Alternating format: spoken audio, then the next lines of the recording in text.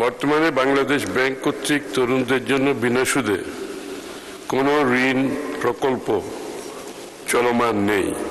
তবে সহজ শর্তে এবং স্বল্প সুদে ঋণ বিতরণের লক্ষ্যে বাংলাদেশ ব্যাংক নিজস্ব তহবিল হতে বিভিন্ন পুনরুদ্ধার স্কিম পরিচালনা করে আসছে। বাংলাদেশ ব্যাংকের নিজস্ব অর্থায়নে পরিচালিত কটেজ, মাইক্রো ও ক্ষুদ্র খাতে নতুন উদ্যোক্তা পুনরুদ্ধার স্কিম এর তহবিলের পরিমাণ 100 কোটি টাকা হতে বৃদ্ধি করে 500 কোটি টাকায় উন্নীত করা হয়েছে।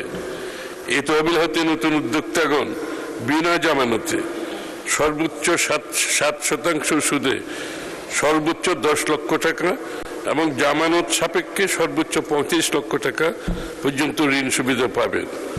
স্টার্ট আপ, একটু আগে যে আলোচনাটা হয়েছে আগের প্রশ্নে, স্টার্ট আপ উদ্যোক্তাদের ঋণ প্রাপ্তি সহজীকরণের লক্ষ্যে স্টার্ট আপ ফান্ড নামে 500 কোটি টাকার একটি পুনঃ অর্থায়ন তহবিল প্রবর্তন করা হয়েছে। এই তহবিল হতে উদ্যোক্তাগণ মাত্র 4% সুদে ঋণ গ্রহণ করতে পারবেন। এছাড়াও স্টার্ট আপ খাতের অনুকূলে ঋণ সুবিধার পাশাপাশি ইকুইটি সহায়তা প্রদানের সুযোগ প্রদানের লক্ষ্যে বাংলাদেশ ব্যাংক এর উদ্যোগে 29টি তফসিলি ব্যাংকের অংশীদারিত্বে Bangladesh start up investment company PLC নামক ইকুইটি ইনভেস্টমেন্ট কোম্পানি গঠন করা হয়েছে।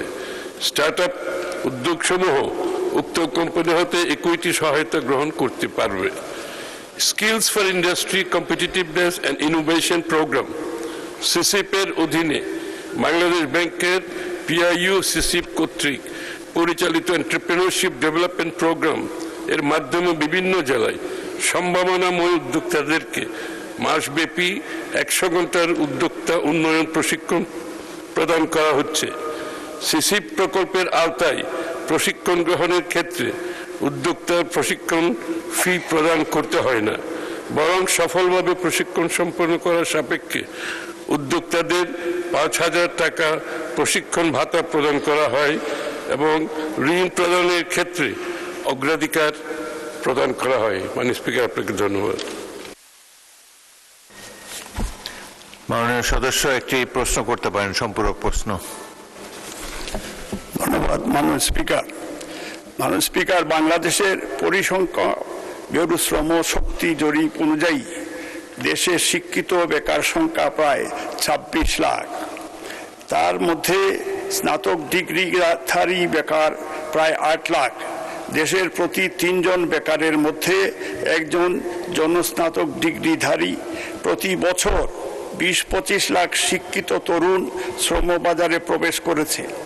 এই বিশাল সংখ্যক তরুণ বেকার যুবকদের জন্য উল্লেখযোগ্য কর্মসংস্থান তৈরি করা হচ্ছে না।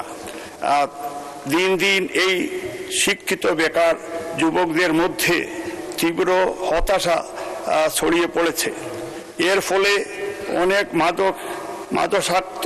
মাদকাসক্ত ছিনতাইকারী, চুরি ডাকাতি, খুন মতো ভিন্ন অপকর্মের মধ্যে জড়িয়ে পড়েছে।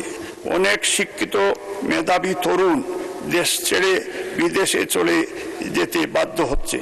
তাই তরুণদের জন্য ব্যবসা বাণিজ্য সহজকরণে সকল প্রশাসনিক জটিলতা দূরীকরণ এবং তরুণদের উদ্যোক্তাদের জন্য সহজ শর্তে এবং বিনা সুদে ব্যাংক লোন প্রদানের ব্যবস্থা করা অতীব জরুরি।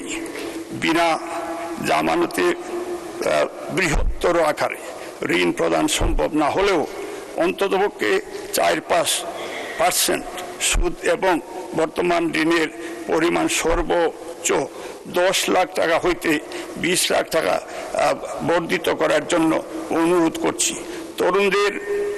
তরুণদের উদ্যোক্তাদের জন্য প্রশিক্ষণ এবং দেশে বিদেশে কর্মসংস্থান এবং কর্মসংস্থানের প্রশ্ন করুন। মাননীয় স্পিকার, গত 15 বছরে এই দেশের যুবকদেরকে স্পেশালি যে ড্রাগ এডিক্টেড গত ফেসিস্ট সরকার এবং বিশেষ একটা দেশ যেমন ইন্ডিয়া এবং মায়ানমার থেকে ড্রাগ বাংলাদেশে বাংলাদেশের যুব সমাজের বিরুদ্ধে একটা কনস্পিরেসি করে যাতে এই বাংলাদেশ ঘুরে না দাঁড়াইতে পারে, সেই জন্য গত 15 বছরে বাংলাদেশের শিক্ষা এবং প্রতিষ্ঠানগুলি এবং যুবদেরকে ডিস্ট্রয় করে দিয়েছে, যেভাবে ডেমোক্রেসি, হিউম্যান রাইটস এবং ল অ্যান্ড অর্ডার সিচুয়েশন ছিল না।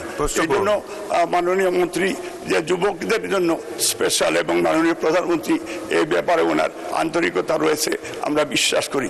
ধন্যবাদ। মাননীয় অর্থমন্ত্রী।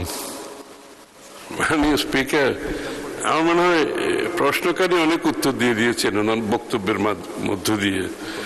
একটা বিষয় শুধু এখানে আসছে, 10 লক্ষ বিনা জামানতে সর্বোচ্চ 7% সুদে 10 লক্ষ টাকা থেকে 20 লক্ষ টাকা করা যাবে কিনা উনি সেটা জানতে চেয়েছেন। সেটা এই মুহূর্তে বলা যাবে না। যদি এই স্কিম যদি সফলভাবে চলতে থাকে সেটা বিবেচনায় আনা যেতে পারে। স্পিকার, আপনাকে ধন্যবাদ।